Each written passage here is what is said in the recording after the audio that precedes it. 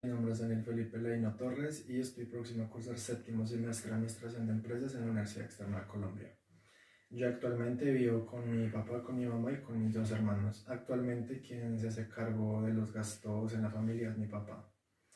Mi papá tiene gastos como la hipoteca del apartamento, pues los gastos normales pues en la familia. También el gasto del ICETEX de la universidad de mi hermana.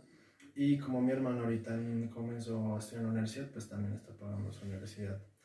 También cabe recalcar pues que a mi padre a lo largo de estos 3 años no le han subido pues el salario, entonces pues hemos estado un poquito apretados.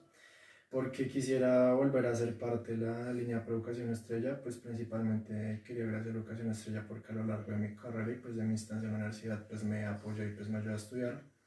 Entonces me gustaría pues que otra vez pues me diera la mano y pues me pudiera volver a ayudar para volver a sacar mi carrera adelante.